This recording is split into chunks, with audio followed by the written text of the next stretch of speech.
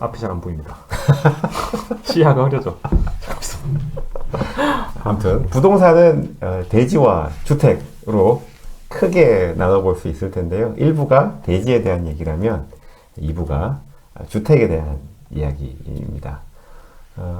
이 책에서 이야기하고 있는 주택을 한번 딱 읽어보면 지금의 주택 문제와 약간 닮은 점이 있다 생각이 듭니다.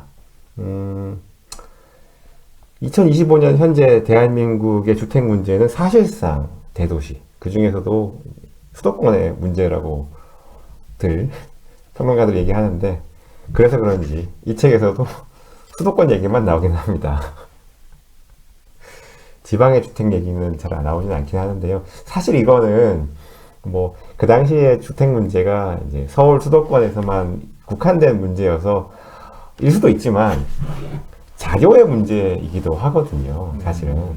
그러니까 주택 매매라든지 토지 매매에 대한 기록들이 사실상 한성부에만 자료가 많이 남아있는 것들이 주로 작용한 것도 있는 것 같아요. 그러니까 이 책을 읽다 보면 누구나 다 궁금해 하실 게, 아니 그러면 조선시대의 토지라든지 주택 가격에 대해서 이렇게 시계열적으로 데이터가 많이 남아있나? 하는 생각이 드실 거잖아요. 지금이야 뭐 전산화가 잘 돼 있고 그래서 전국의 토지 매매 혹은 주택 매매가 거의 실시간으로 기록이 남잖아요.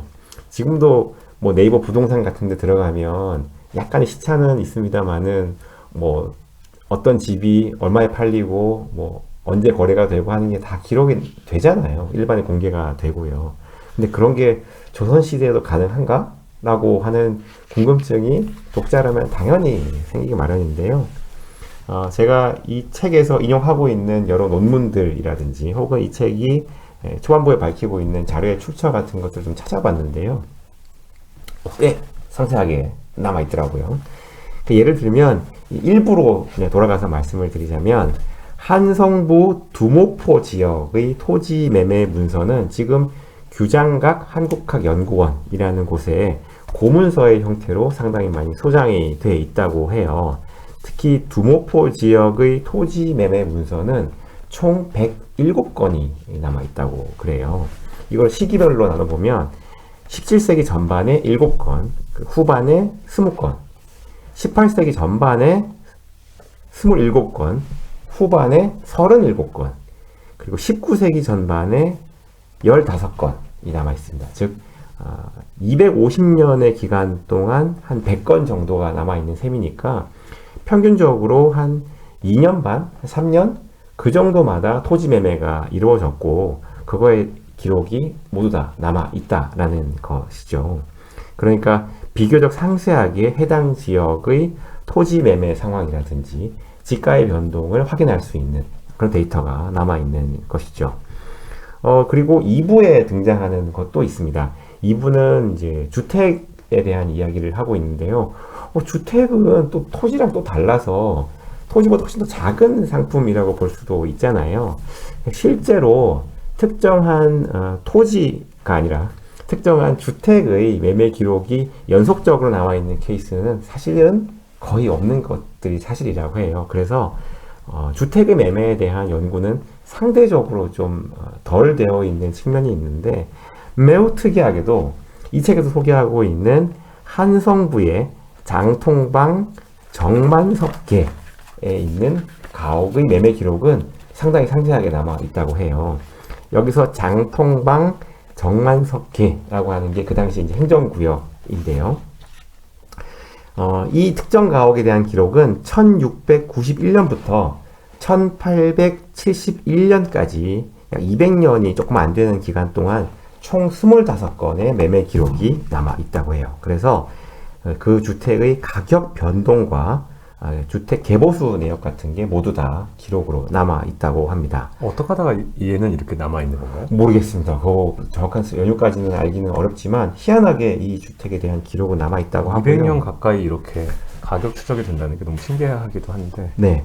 그리고 이 지역, 그러니까 장통방 정만섭계라고 하는 지역이 지금의 서울 공평동과 관철동에 이때 해당한다고 해요. 그리고 이 주택은 그 당시 기준으로 제6동 제1호라고 해서 번지수까지 이제 남아 있는 거죠. 이 주택은 대략 한 50칸 규모라고 하고요. 그러니까 한 100칸이 조금 안 되게 지었던 그 당시 이제 잘 나가는 상류층 양반 집에 비하면 한 중간 정도 규모의 가옥이라고 볼 수가 있다고 합니다. 그러니까 이게 오랜 시간 동안 매매 기록이 남아 있어서 그 당시 주택 가격의 변동을 확인할 수 있는 매우 소중한 기록이 되고요. 뭐 얘기 나온 김에 좀만 더 말을 보태자고 하면 여기에 이제 그 나오는 화폐 단위가 뭐 한냥, 두냥, 량 단위로 이야기를 하잖아요. 그러니까 이게 우리가 뭐 사극이나 뭐 옛날 소설 같은 거 읽으면 뭐 냥, 푼 뭐 이런 거가 워낙 많이 나와서 많이 들어봐서 익숙하기는 한데 이게 정확히 얼마인지는 좀 가늠이 잘 안 되긴 하잖아요. 이참에 좀 말씀을 좀 드리면 우리가 그 드라마에서 보는 이 동전 하나 있잖아요. 동전 하나 구멍 뚫려 있는 역전. 그거는 한 푼이라고 합니다. 한 푼. 동전 한 푼, 두 푼 할 때 그게 10개가 모이면 한 전이 됩니다. 전. 1전이 되고요. 또 이 1전이 10개가 모여야 한 냥이 됩니다. 그럼 한 양이라는 거는 그 동전이 100개 모인 건가요? 맞습니다. 그럼 이렇게 줄에 이렇게 꽈서 이렇게 주면 그게 한 양이에요? 그렇죠. 그렇게 되고요. 그리고 한 양이 또 10개가 모이면 한 문이 되는데요.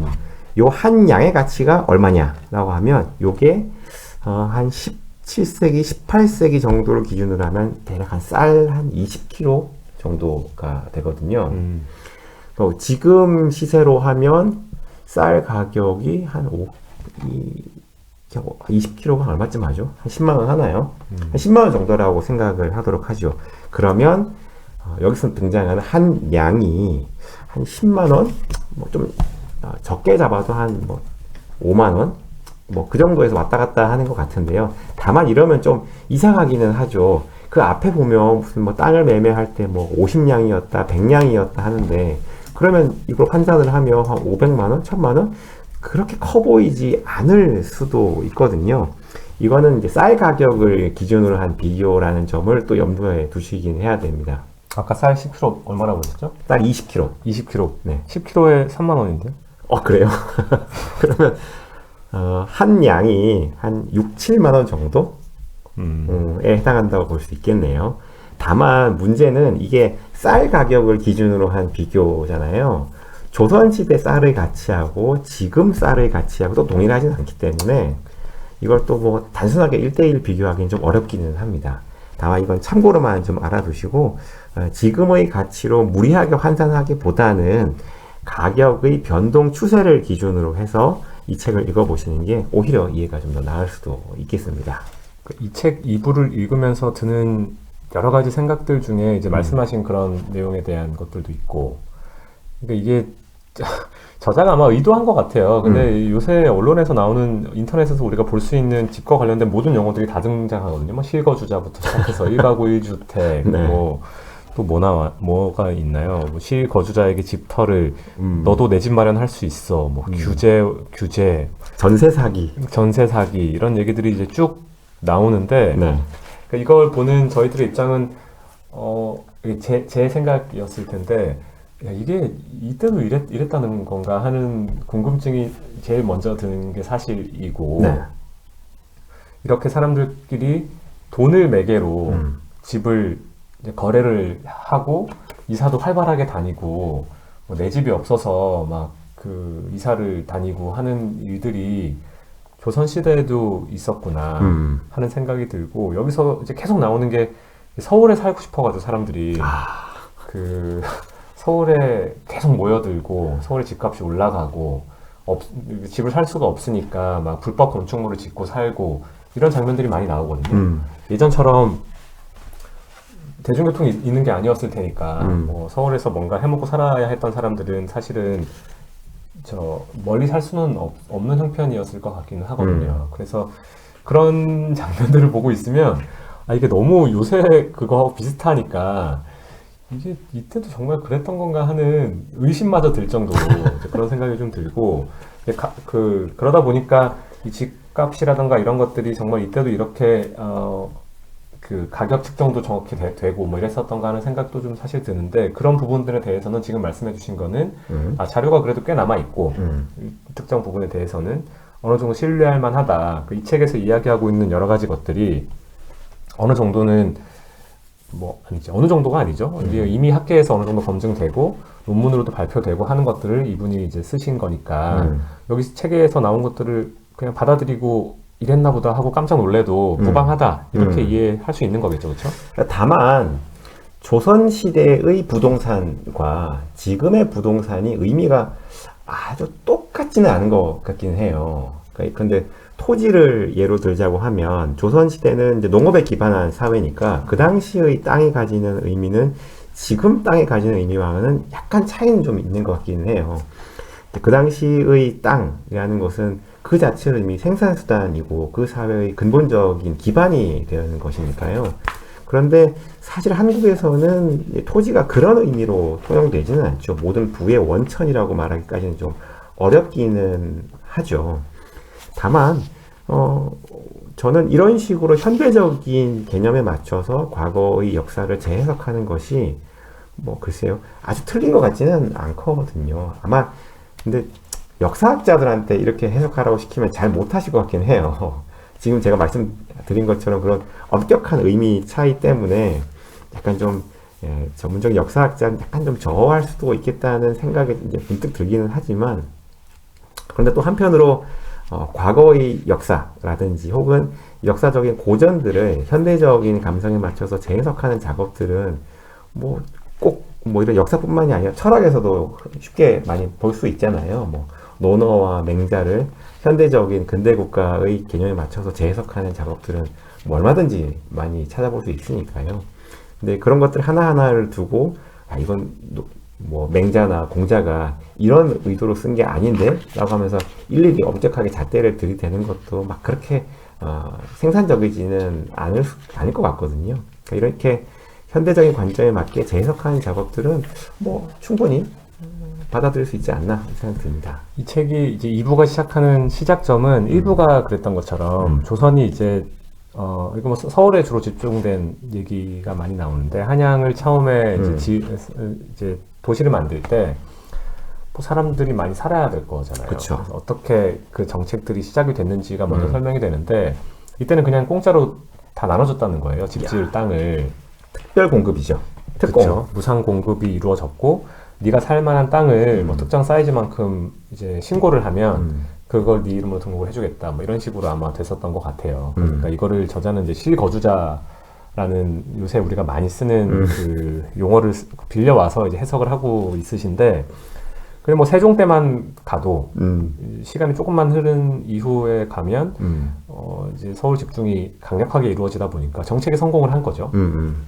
그래서 땅이 모자라고 집이 모자라는 그런 사태가 이제 발생을 하게 되는 상황이 이제 도래를 한다. 뭐 이런 식으로 가면서 아까 토지 얘기했을 때도 모든 땅은 왕의 것이고 그것을 이제 경작을 하려고 하는 사람들, 뭐 실거주자랑 비슷한 개념이죠.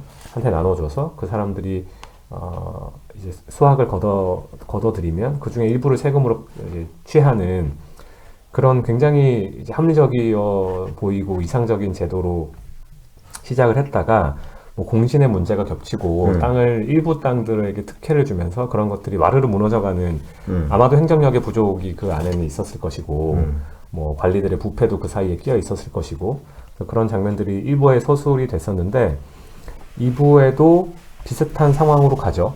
심지어 그 나라 초기에도 그렇게 실거주자들한테 집 지을 땅 준다고 하니까 뭐 알박기 하는 사람들 그러니까 땅을 내 땅으로 찜을 해놓고 네. 거기 실거주 해야 되는데 실거주 안 하는 겁니다. 그쵸. 그냥 땅값 오를 때까지 뭐 기다리려고 한 건지 거기 언젠가는 살 수 있으니까 뭐 그렇게 한 건지 모르겠으나 어쨌든 그런 식으로 그 제도를 또 활용하는 정말 우리나라 사람들 조선시대부터 똑똑했습니다. 그래서 다양한 시도들이 이제 등장을 했다 이런 얘기가 이제 있고 뭐 우리가 흔히 상상할 수 있는 그런 모르겠어요. 그래서 이 부분이 되게 제가 말하기가 좀 저어되는데 요새 이제 뭐 부동산 규제들이 엄청나게 많이 나오잖아요. 그렇죠.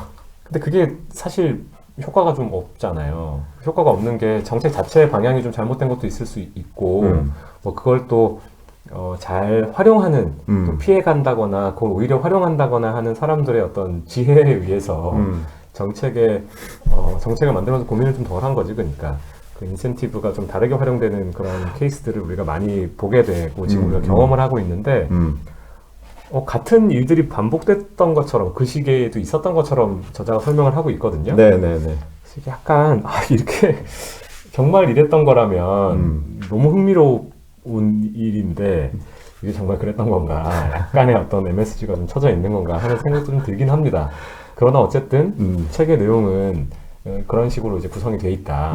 점점점 서울에 사람이 몰리고 서울의 집값이 같이 올라가고, 그래서 뭐 연안 박지원 얘기도 나오지만 네. 이제 뒷부분으로 가면 갈수록 조선이 전기를 거쳐 중기를 지나 후기로 가면 갈수록 이런 서울의 주택난은 심해지고 집 가격은 오르고 또 그 사이 그 과정에서 이제 집에서 살고 서울에 있는 집에서 살고자 하는 사람들의 천태만상들이 이제 드러나는데, 그게 일부 자료가 남아 있어서 우리에게 전달이 또 될 수 있고, 뭐 그런 상황들이 책에서 2부에선 설명이 되고 있다, 이렇게 크게 요약해 볼 수 있을 것 같아요. 확실히 조선 초기의, 그러니까 한성부의 집 문제는 확실히 공급의 문제였던 것 같긴 해요. 그러니까 한성이라고 하는 땅이 뭐 넓어봤자 얼마나 넓겠습니까? 근데 지금 서울을 생각하시면 안 되고 사대문 안, 도성 안만 생각해 보면 막 그렇게까지 또 땅이 넓지는 않잖아요. 근데 그게 어떤 한 국가의 수도로서 기능하기 위해서는 상당한 숫자의 인구들이 그 안에 거주할 필요가 있는데, 생각보다 크지 않은 도성 내의 면적을 생각해 보면 당연히 공급 문제가 발생할 수밖에 없죠. 그 부분도 되게 흥미로웠는데, 여기 중종실록에 보면 이런 내용이 있다고 해요. 성희안이라는 분이 수도가 만들어진 지 100년이 지나서 거주하는 사람도 매우 많고 다들 조밀하게 모여서 산다. 이러니 성안 땅 한 치가 금값과 같을 지경입니다. 또한 한양에는 세를 주는 풍속이 없으므로, 이때는 세를 주는 풍속이 없었다는 게 또 흥미로운데, 그러니까 이때까지만 해도 그쵸. 임대 제도가 발달하지 않았다는 거죠. 다 자기 땅이 자기 집에 있어야 된다는, 사람들도 살 곳이 없어서 하는 수 없이 산 밑에 좁은 땅에 집을 짓고 산다. 뭐 그런 식의 이야기가 이제 나오는데, 이런 부분들이 어떻게 보면은 지금의 세태와 너무 좀 다르지 않다는 그런 생각도 들기도 하고, 그렇죠. 해서 흥미롭게 읽었던 그런 부분인 것 같습니다. 약간 재밌는 해석은 이러한 공급 문제가 일정 정도는 의도된 측면이 있다는 겁니다. 물론 이제 공급 부족을 의도했다라기보다는 어떤 의도적인 어떤 정책의 결과로 초래된 거라는 거죠. 이 책에 따르면 조선이라고 하는 나라는 애초에 서울이, 그러니까 한양이 그렇게까지 비대해지는 걸 원하지 않았다라고 이야기를 하죠. 뭐 이건 저도 뭐 거의 처음 보는 해석이어서 그냥 그런가 싶기는 한데, 어쨌든 여기서 설명하는 건 뭐냐면, 일단 첫 번째로 조선이라고 하는 나라는 통치 이념상 한양이 너무 커지는 걸 원하지 않았고, 오히려 각 지역이 균등하게 발전하는 걸 지향했다라고 이야기를 하죠. 이제 그러다 보니까 이 서울이라고 하는 땅을, 그러니까 공급을 늘리는 방식, 즉 서울의 권역을 넓히는 방식을 선택하지 않았다라는 것이고요. 또 하나가, 이 두 번째에 이르게 되면 약간 좀 이제 화가 나기 시작하는데, 수도 프리미엄, 그러니까 서울 프리미엄이 떨어지는 것도 원치 않았다라는 거죠. 이게 최근에 무슨 유튜브에서 그 김시덕이라는 분 계시잖아요. 네네네. 그분이 저희가 예전에 책도 읽었었던 것 같은데. 그렇죠. 서울 선언이라는 책을 읽었었죠. 서울 선언? 아니야. 뭐요? 그 한일 관계 역사를 다룬 책을 저희가 읽었어요. 그건 제가 독서근황에서 얘기했군요. 서울 선언. 서울 선언은 같이 읽진 않았었고. 네네네.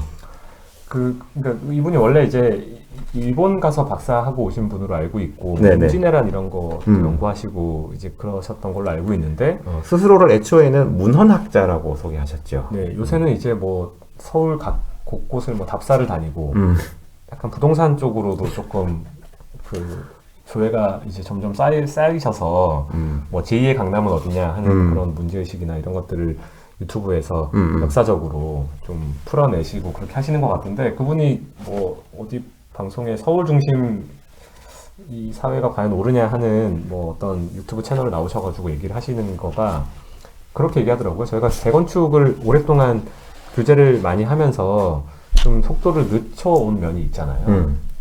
근데 그게 집값 오르는 게 좀 겁이 나니까 뭐 서울시를 중심으로 또 민주당 정부일 때는 민주당 정부에서도 그렇게 인센티브를 그렇게 만들고 했던 걸로 알고 있는데 이분은 지금 말씀하신 그런 취지로 설명을 하더라고요. 강남이나 이런 곳이 너무 고층으로 울리게 되면 그 지금의 강남이 아니게 될까봐 일부러 그렇게 기득권 세력들이 그렇게 하는 거 아니냐 이런 식의 해석이죠. 말 그대로 해석인데 예를 들어 그 파리 샹젤리제 거리의 예를 들면서 당시 고흐가 가난한 예술가였던 고흐가 샹젤리제 거리에 살았다는 거예요. 근데 그렇게 살 수 있었던 이유는 당시 기준으로는 거기가 굉장히 높은 건물들이 당대 기준으로는 들어왔었기 때문에 고흐도 거기서 월세를 내고 살 수가 있었는데 지금 프랑스 사람들은 또 유럽 사람들 다 마찬가지지만 그때 그 거리가 너무 예뻐서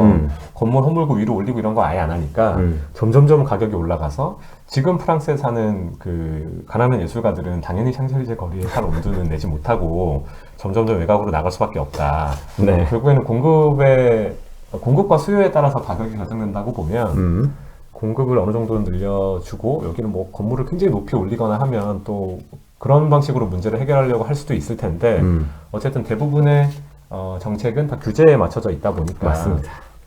그게 어떤 의도가 뒤에 있겠느냐라고 하면서 그분은 그런 해석을 하시더라고요. 그러니까 지금 얘기하신 거랑 비슷한 거죠. 서울이 지나치게 커지는 걸 원하지 않았다.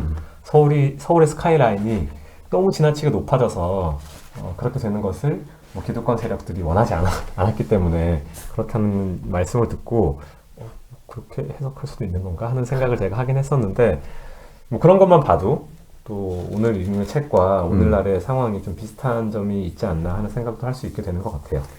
그래서 조선시대의 주택 정책도 규제 위주의 정책이었다는 거죠. 그러니까 공급을 늘린다거나 하는 식의 근본적인 수요 공급 체계를 이제 좀 만족시키는 그런 정책이라기보다는 그저 규제 위주의 정책으로만 좀 짜여진 측면이 있다는 게 이 책의 지적이죠.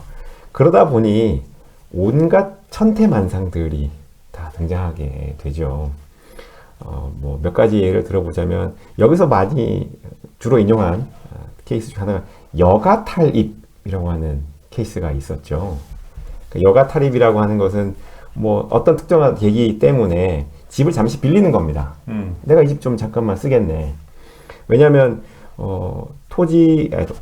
주택의 소유가 약간 제한되는 측면이 있는 거죠. 이제 고위 관료로 가면 갈수록, 그러니까 두세 채의 집을 동시에 가지지 못하게 하는 게 있으니까 그러면 내가 이마이마한 제한에 걸려 있으니 당신네의 집을 좀 잠깐 빌려 쓰겠네. 라고 하는 식으로 이제 하층 계급의 집을 잠깐 빌려 쓰는 거죠. 근데 그렇게 빌려 쓰는 관행이 약간 시간이 좀 지속되다 보면 어느 순간부터 실질적으로 그 집의 소유권을 강탈해가는 걸로 귀결되기도 한다라는 거죠. 거기에는 정치 권력의 불균등이 작용을 하게 되고요. 그런 식으로 억울하게 집을 뺏기는 케이스도 여러 차례 등장을 한다는 겁니다. 그리고 몇 차례의 전란들, 그러니까 임진왜란이나 병자호란 같은 또한 국가적인 전란을 겪게 되면 오랜 시간 동안 특정한 지역부터 유리되는 사람들이 등장하게 되고 그 과정에서 또한 주택의 소유권이 불명확해지는 측면이 있다라는 겁니다. 그러다 보니 거짓으로 판매를 한다거나 거짓으로 임대를 하게 되는 또 그 과정에 생기는 소송의 문제들이 이 책에서 여러 차례 인용이 되고 있죠. 그런 등등의 천태만상들이 등장하게 되고요. 제가 뒷부분에 가면은 말씀하신 것처럼 그 천태만상이라고 표현해 주셨던 그런 이제 부동산 거래 사례들이 나오는데 그 자체가 굉장히 흥미롭습니다. 이 각회라고 불리는 그 부동산 뭐라고 해야 되나요? 부동산 공인중개사죠. 공인중개사들이 이제 집을 사고 팔려고 하는 사람들 중간에서 어떤 역할을 했었는지에 대한 이야기도 나오고 소송에 관련된 이야기들 아마 자료 문제 때문에 그런 얘기들이 섞여서 나올 텐데 지금 말씀해 주신 것처럼 전란이 일어나고 집의 소유권 그 문서들이 좀 소실되거나 하는 부분들이 있다 보니까 그런 것들을 또 참 똑똑합니다. 악용하는 사람들도 좀 등장을 해서 이게 막 타임 스케일이 우리가 지난 몇백 년을 돌아보는 거다 보니까 막 한 70년 동안 그 집에 살았어요. 예를 들어 가족 대대로. 근데 갑자기 어떤 사람이 등장해가지고 이 집 사실 우리 집인데 하면서 이제 내가 상속받았던 문서를 뭐 들이밀어서 소송이 일어난다거나 하는 문제도 생기고 여러 가지 하여튼 집의 거래라던가 아니면 집 소유권에 대한 분쟁이라던가 하는 부분들이 조선시대에 굉장히 치열하게 이제 있었다는 점을 여러 논문들 이용해 가면서 저자가 이제 소개를 해주고 있고 그 자체로 뭐 너무 흥미로운 일이긴 하고요. 뒷부분에 가면 이제 아까 그 가격 얘기 잠깐 나왔는데 한 집의 사례가 이제 나왔었죠. 네. 그 집의 가격이 얼마나 이제 증가를 해왔는지, 뭐 1690년에서 1870년이었나요? 네. 거의 200년에 해당하는 시간 동안 어떻게 변해왔는지가 또 설명되는 부분도 굉장히 흥미롭고요. 네. 제가 여기서 들었던, 그러니까 무슨 얘기를 하려고 하는지는 뭐 안 봐도 알 거 아니에요. 안 봐도 알 수 있잖아요. 이 집값이 너무 많이 올랐다는 얘기를 이제 저자는 하시고 싶으셨을 거고, 실제로 그렇게 이야기가 진행이 되고 있는데, 아까 소개해 주셨던 중부 장통방 소재 가옥의 17세기 말에서 18세기 말 거래 내역 해서 1690년, 숙종 때입니다.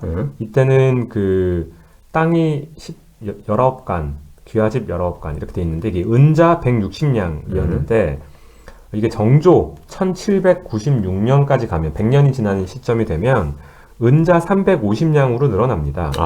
땅이 33간 이렇게 돼서 땅이 좀 더 늘어난 것 같은 느낌도 들기는 하는데 100년 동안 그러니까 2배 된 거죠. 땅 사이즈가 조금 더 늘었는지는 모르겠습니다만은 아마 주택 개보수도 좀 있었을 것이고요. 예. 그리고 이제 이게 은 몇 냥이냐로 따졌을 때는 이렇게 2배가 됐다는 2배 조금 넘는 수준으로 증가했다는 게 나오고 1796년부터 1871년까지는 동전으로 거래가 된 모양인데 이 동전이 뭐 한 3배 정도 가치가 낮아서 은자 350냥이면 동전 900냥 정도였나 봐요. 1796년에는 동전 900냥이었는데 1871년에는 동전 2500냥이 된 거죠. 그러니까 1690년에서 1796년까지 은자로 거래됐을 때는 이제 2배가 늘었고, 그 이후에 또 한 100년간, 80년 정도인데, 이때는 한 3배 정도 는 거죠. 이게, 얼마만큼의 상승이냐 하는 부분을 저희가 이제 뭐 말하자면 해석과 판단을 해야 되는 부분일 텐데 저자는 이게 이제 엄청난 가격 증가라고 이제 말씀을 하고 계시고 뭐 오늘날의 기준으로 따지면 인플레이션 고려하고 경제 성장을 고려하면 이게 뭐 그렇게 큰 뭐 물가 상승이라고 보기는 어려울 수도 있을 텐데 이거는 아까 잠깐 쉬는 동안 말씀을 좀 해주셨지만 좀 소개를 해주실 수 있을까요, 내용을? 그렇죠. 이 책에 이제 소개된 대로 하면 예를 들면 100년 동안 물가가 2배 상승했다라고 하면 지금 우리 기준에서 보면 물가 관리가 잘 된 거죠. 정말 물가가 잘 된 거죠. 그렇죠. 그 정도로 물가를 관리할 수 있으면, 인플레이션을 관리할 수 있으면, 비교적 성공적인 경제 정책이라고까지 볼 수 있을 것 같긴 한데, 물론 이제 경제 성장이 그만큼 더뎌졌다는 뜻이기도 하니까, 물론 달리 해석할 여지도 있습니다만은, 아무튼 간에, 우리는 지금 물가 상승률이 1년에 한 5%? 7%? 그렇게는 안 됩니다. 그게 아니죠. 네, 그 정도는 아닙니다. 아무튼 네. 100년 동안 2배 오른 거는 우리한테는 그렇게 막 엄청난 수치처럼 느껴지진 않는다는 말이에요. 네네. 근데 조선시대라고 하는 사회, 즉 전근대라고 하는 사회는 물가가 사실상 크게 상승한다고 보기는 어려운 시대란 말이죠. 이건 뭐 제가 정확하게 그 당시의 경제에 대해서 잘 파악하고 있지는 못합니다만은 그 당시를 연구하시는 연구자들의 기본적인 전제들을 보게 되면 17세기하고 18세기를 비교하실 때 화폐 가치를 어마어마하게 다르게 평가하시지는 않더라고요. 그 말인즉슨 17세기와 18세기의 경제 규모가 그렇게까지 크게 변동되지 않았다라는 의미로 볼 수 있을 텐데, 근데 그런 상황에서 주택 가격이 이런 정도까지 올랐다라는 것은 확실히 급격한 상승이라고 해석할 수도 있을 것 같습니다.